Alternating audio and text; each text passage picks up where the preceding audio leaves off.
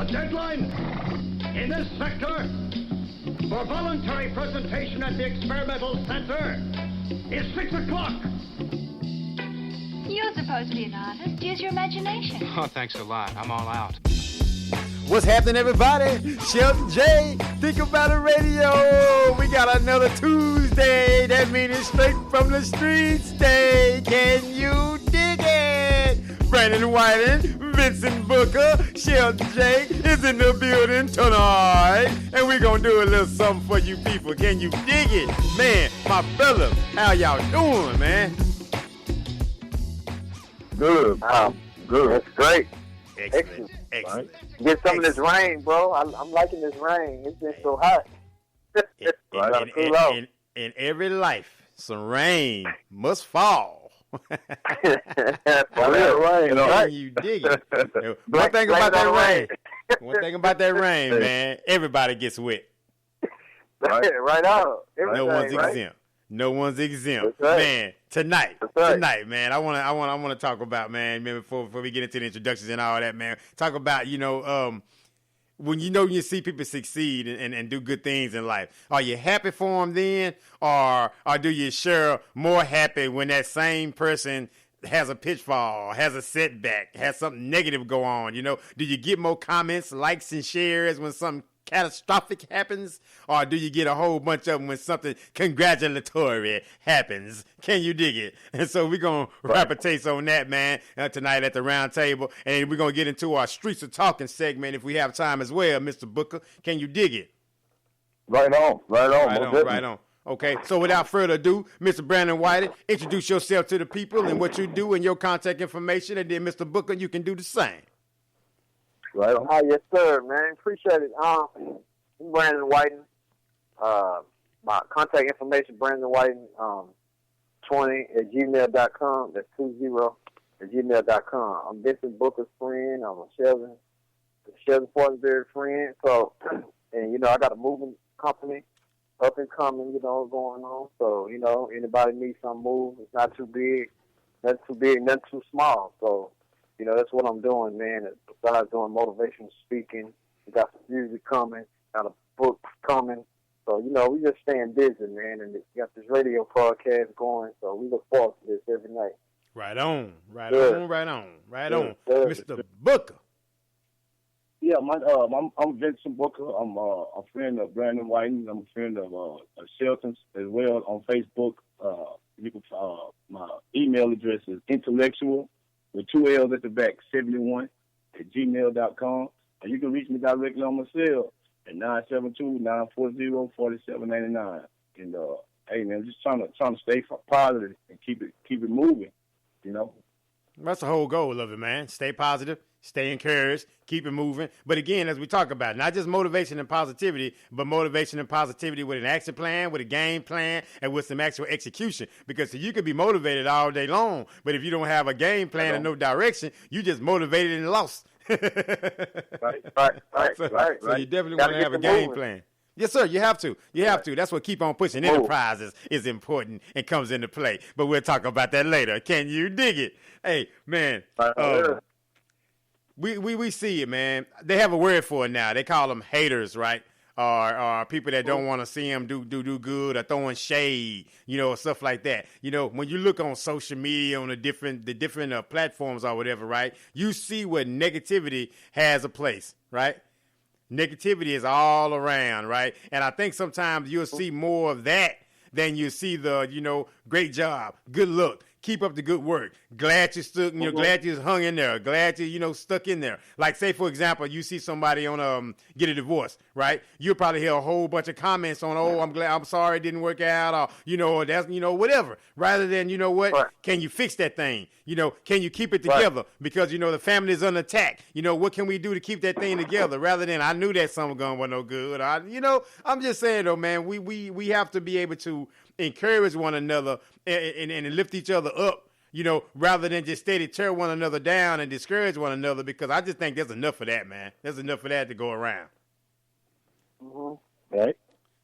So I would just like to get Mr. Vincent Booker. I would like to get your take on it first, man. As far as do you see it that way, that sometimes negativity can outweigh the good accomplishments that people have? Oh, most definitely, man. Most definitely. I would like to say, first of all, that depends on the individual, how they perceive success, and how they obtain success. Because in my opinion, the only thing that we can do is set ourselves in motion. You know what I mean? And the creator determines who's going to be successful or not. You know what I mean? That's kind of really out of our control. You know what I mean? Because what's success to one person may not be success to another one. And as far as the hatred and the animosities and envies and stuff like that, that to me that comes from people who have found themselves and found their purpose, man. Because when you find yourself and you find your purpose, you don't have time to sit back and hate on somebody else. You know what I mean? You don't have that luxury to do that. You know what I mean? So I think, like I say, it would depend on how they perceive success and how they obtain it. You know what I mean? Because like I say, only thing that we can do is set ourselves in a line for it. You know what I mean? And that's where the education comes in. That we try to learn as much as we can with hopes. You know what I mean? With hopes and the intent that you become a success. And success, like I say, for some may just be, changing one person's life or putting somebody in that right path. You know what I mean? So I would like to start out by saying that. Right on. Great point, man. Great point. Great point. Mr. Whitting. Yeah, man. He did hit on something, man. That was That's great points, man. I like that. that. I like that. Yeah. He's talking about finding the purpose and tapping into your purpose and who you really are. I remember this book called I jotted in my mind about the purpose-driven life. Yeah, I read that book. Right, I remember that book called Purpose-Driven Life. It was a real popular book. But yeah, that's exactly true. And I want to say something about like hatred. What come out of some people's mouths. I know if you get reading this, what come out of some people's mouths, what's in their heart is even worse than that. Sometimes, right. And what come out their mouth. So just think about that. Man, but all that is a testimony to who that person is. Mm-hmm. Because if you sit up and want to see somebody do bad, and you better be careful with that, because that can come back on you. You know what I mean? Right. So you got to be real careful in what you be saying. But some people, they get off on that. You know what I mean? They get off on seeing some drama. Seeing some, if it's too positive, you're too nice and everything. They think that everything's perfect. Just look at your own family sometimes. We have family reunions, bro. There's always somebody, man. Y'all can be having a good time. There's always somebody want to mess up the party, bro. I remember when we was young, Shelton, and going to Crockett, bro, going to a party, it's people specifically. I know this, bro. They come, we're going to go to the party and crash it. Look how we talk. Right. So, Yeah. You want us to just, you just get off on that, bro. But, you try to shake them, like they say, haters, man. And this stuff been going on for millenniums, bro. And if this jealousy, another thing to really say, because we're jealousy, because jealousy destroys like wood, like fire destroys wood. And if we can get away from that, especially in our communities, bro, it's everywhere, ethnic people, but especially us, bro. We hate to see each other grow and be successful. But I'm just starting off like that. And that's what I'm saying. And that's what I'm saying, though, man, is that why? Why is that, right? That if another brother or sister has something a little bit more than what you believe you have, right? Then why is the instant sometimes reaction is to be negative or to hate, or they think they all that, or they this and this and that? You don't know how people hanging on to what they got.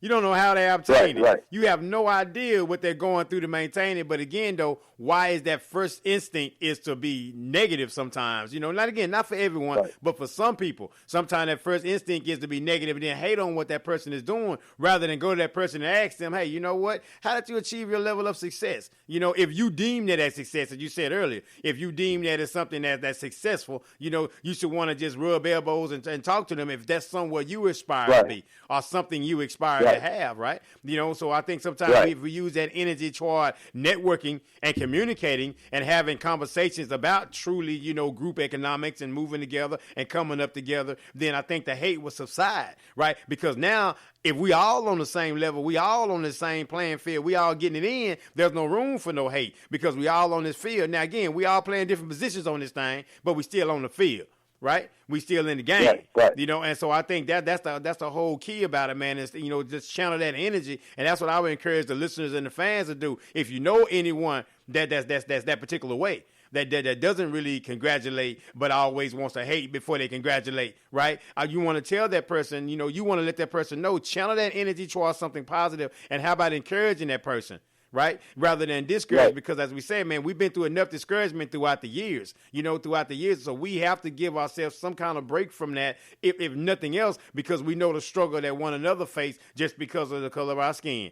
Right? And just because of who we are. So again, in the community, there has to be a collective lifting up rather than a tearing down, because when others come in that community to tear it down, we're going to be upset, right? We're going to be aggravated. And someone else comes in there and tear it down. So what about when we do it?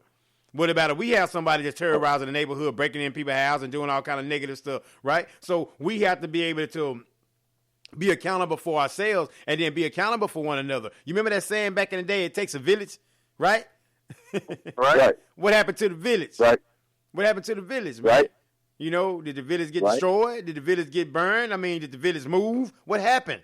Right? Because there used to be a collective of hey, we're going to have each other back. There's love amongst each other. There's love amongst this culture, right? What was the time in the 60s and 70s, right? Black power, black love, you know, let's love, you know, it was all positivity. Let's go. But peep game, though, what drew everybody together? The amount of negativity that was from the other side. And it was a collective effort to be negative from that other side. So we made a collective effort to what? Be positive at all costs. Be proud of who we are at all costs. Raise our children. Be proud of family. Be proud of community. How many broken homes do we have now? Right. I would want to say to that also too, man. I wouldn't mean to cut you off, Phil. I don't want to go ahead. It was.